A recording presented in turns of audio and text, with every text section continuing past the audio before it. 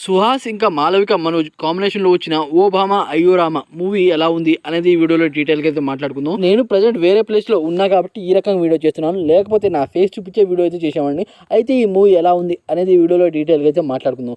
First of all భయ్య, సుహాస్ నుండి వచ్చే ప్రతి సినిమాకి అనమాట నేను ఏదో ఒకటి ఎక్స్పెక్ట్ చేస్తాను. ఎందుకంటే అతను అనమాట మంచి కంటెంట్ని, అలాగే తన క్యారెక్టర్ కూడా బాగుండే స్టోరీనే ఎంచుకుంటాడు. కానీ ఈ మూవీ చూశాక నాకు అలా అనిపించలేదు భయ్య. అసలు పూర్తిగా రొటీన్ స్టోరీ. ఇలాంటి క్యారెక్టర్ని, ఇలాంటి స్టోరీని, ఇలాంటి సినిమాని ఎందుకు ఒప్పుకున్నారా అని నాకు అనిపించింది. ఎందుకంటే సుహాస్ క్యారెక్టర్ కోసం ఈ సినిమా తీయలేదు, హీరోయిన్ క్యారెక్టర్ కోసం ఈ సినిమా తీశారు నాకైతే అనిపించింది భయ్య.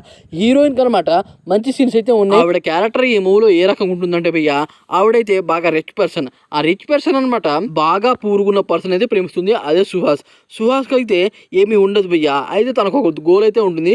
అయితే ఆ గోల్ కోసం అనమాట హీరోయిన్నే సాక్రిఫైస్ చేస్తుంది. ఇదే మరీ దారుణం అనిపించింది. ఎందుకంటే ప్రతి సినిమాలో అనమాట హీరోలు సాక్రిఫైస్ చేస్తూ ఉంటారు, కానీ ఈ మూవీలో కొద్దిగా డిఫరెంట్గా అయితే ఆలోచించి ఈ రకంగా ప్రజెంట్ చేశారు. స్టోరీ వైజ్గా చూసుకుంటే భయ్య ఇదైతే ఎవరికి నచ్చదు, ఎందుకంటే మంచి స్టోరీ క్లాట్ లేదు. అదే కాకుండా క్యారెక్టర్ విషయానికి వస్తే సుహాస్ గారి క్యారెక్టర్ కొద్దిగా కన్ఫ్యూజింగ్ అయితే ఉంటుంది, హీరోయిన్ క్యారెక్టర్ అయితే బాగుంటుంది అని నాకైతే అనిపించింది భయ్య. అయితే ఈ మూవీలో బ్యాక్గ్రౌండ్ మ్యూజిక్ అనమాట కొన్ని చోట్ల బెటర్గా ఉంది భయ్య, కొన్ని చోట్ల అనమాట బాగా డౌన్గా అయితే ఉంది. సాంగ్స్ అనమాట అంత ఎక్కించాలి అయితే లేవు. మూవీ బ్యాక్గ్రౌండ్ అలాగే మూవీ షూట్ చేసిన ప్లేసెస్ అనమాట కొద్దిగా బెటర్గానే అనిపించాయి. అదే కాకుండా ఈ మూవీలో కొంతమంది కమెడియన్స్ కూడా ఉన్నారు భయ్య, వాళ్ళకి కూడా మంచి సీన్సే పడ్డాయి. కామెడీ విషయానికి వస్తే ఆలీ గారు కూడా ఉన్నారు, కానీ ఆలీ గారిని ఈ మూవీలో మంచిగా వాడుకోలేదు అని నాకైతే అనిపించింది.